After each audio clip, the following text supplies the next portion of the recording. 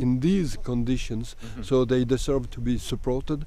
And many Americans would have to understand how awful the situation is becoming in countries like France. And it's not only France, I could say that in Belgium it's even worse.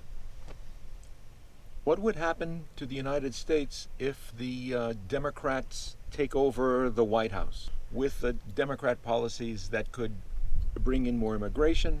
And does Muslim immigration necessarily impact on anti-Semitism? According to me, there would be much more anti-Semitism. In Europe, many politicians speak about rightist anti-Semitism. You still have rightist anti-Semites in Europe, but they don't attack Jews, they don't kill Jews, they don't hurt Jews. With Muslims it's different. If you look at all the Jews that have been hurt or killed in Europe in these last few years, they were killed by Muslims. That's a reality. So I think that if Democrats, I hope not, if Democrats have the power and can have a Democrat president, you will have more Muslims in the United States. They'll be bringing import or immigrating? Yeah. I'm sure. And you will have more attacks. You will have more members of the House of Representatives, like the nice Rashida Tlaib and the very nice Ilhan Omar. You will have more riots like the one you had in Minneapolis a few days ago, and it will be really a disaster. And I could add that in foreign policy the Democrats will try to create new ties with Iran. Iran could become a nuclear power, and I could say that it will be a disaster for the United States, and it could be a disaster for the rest of the world too, and it will be very dangerous for Israel. In the past, the support for Israel in the United States was bipartisan support. It's not the case anymore. The Democrats have more and more disagreements with Israel and support more and more the so-called Palestinian positions.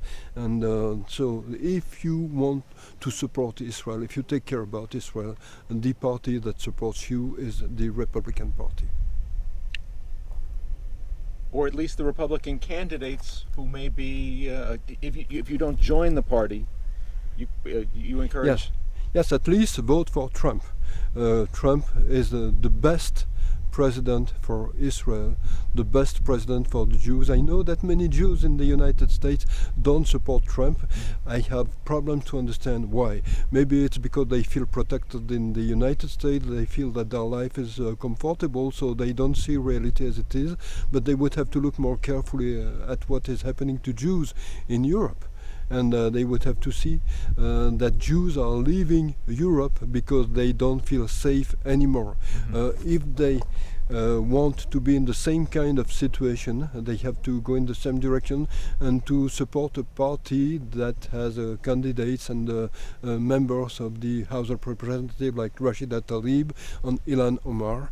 And I cannot understand how Jews in the United States can still support a party that supports people like Rashida Tlaib, like Ilhan Omar, for example.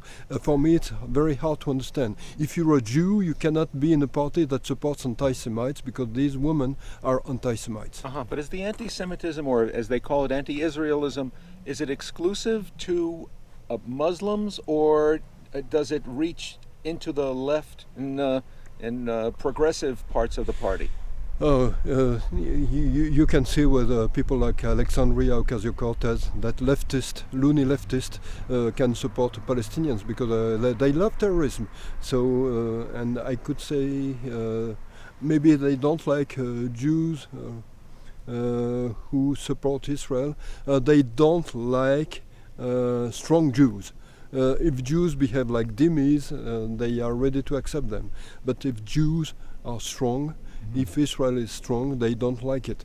And I could say that the people who say, no, I'm not anti-Semite, I'm just anti-Israel, they hide the truth. You cannot be anti-Israel without being anti-Semitic, because Israel is the only Jewish state on earth. Well, just because it's Jewish, though, doesn't necessarily mean that. If Israel was destroyed, a little more than 6 million Jews would be killed, Judaism could be largely destroyed. If you want that, and I could say that the people who are supported by the left want that, you are an anti-Semite. Hitler killed 6 million Jews. So if you accept the idea that 6 million Jews in Israel can be killed today, you are not better than Adolf Hitler or Joseph Goebbels. But is Iran's goal, or is the goal of the Muslim state? It's the explicit goal of Iran. Every week, Ali Khamenei makes speeches saying that. So either you don't want to listen to Ali Khamenei. Maybe it's a negotiating technique. No. He hates Israel, and he wants really to destroy Israel. He even published a book explaining that a couple of years ago. It has been translated by a man from Iran who lives in London now, Amir Taheri, and the text is available on the website of the think tank I work for, the Gatestone Institute. And if you go on the Gatestone Institute website, you can find the English translation of the book written by Ali Khamenei. If ISIS has been officially defeated in terms of establishing the caliphate, are there alternative, rival caliphate interests still competing to dominate the Muslim sphere Middle East? The Islamic State has been destroyed, but the ideas are still there. So I think that the fight against this kind of people will not end as long as these ideas are in the atmosphere and they are still there. You still have people who are ready to create new organizations of this kind. You had Al-Qaeda, you still have Al-Qaeda, you have the organization that I quoted a few minutes ago, Hezbollah, Hamas, Islamic Jihad, etc. I'm sure you would have, even if the Islamic State was completely destroyed, and you still have some remnants in many places, even if it was completely destroyed, another organization would rise and take the same place on the earth. Does Turkish President Erdogan have his own agenda to establish a new Ottoman Empire? Yes, I think that he would love to, and but I think that he will be in contradiction with what Ali Khamenei and the mullah in Iran wants. So I think that there is a slight possibility for the United States to say to Erdogan, you can be a tactical ally of what we do against Iran. And maybe he will think I will have the ability to take advantage of the situation later, but if for the moment he agrees, it would be good, because it would be a disaster if Turkey was coming completely on the side of Iran and Russia. How about Saudi Arabia? Do they still have their own interest in establishing a caliphate in the Middle East? No, I don't think so. I think that the decisions that were taken when Donald Trump went to Riyadh were good decisions. He said to Saudi Arabia, we are your ally if you behave as we want you to behave. What does it mean? It means that Saudi Arabia doesn't have to support any kind of terrorist organization anymore, and that Saudi Arabia has to create closer ties with Israel. And I think that if you look at the policy of Saudi Arabia now, you can see that they are becoming more moderate. In the Saudi press, you have articles praising Israel. It's completely new. You didn't have that a few years ago. And you could see that for the Jewish New Year, the ambassador of Saudi Arabia in the United States wished a Happy New Year to the Jews of America.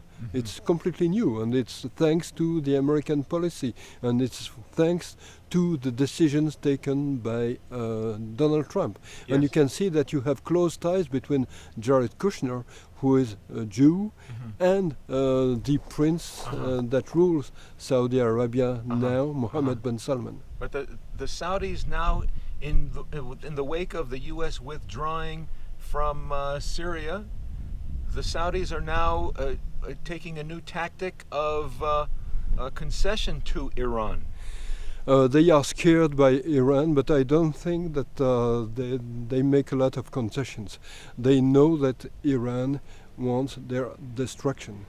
They know it, and so they are on the side of the United States because they don't have a choice. Either they are on the side of the United States or they are on the side of their own destruction. Well, but if the U.S. Would you support the U.S. Getting militarily involved on behalf of Saudi Arabia? Not right now. I think that the tactic of the Iranian leader is to try to create a war, to try to block the Hormuz narrows, because in such a case you would have a huge economic problem all over the world, and they think, hey, if Trump starts a war, he will create a disaster, and he will not be re-elected. So we shall have again Democrats in the White House, and it will be very nice for us. And Trump sees that it's a trap, and he doesn't fall in the trap.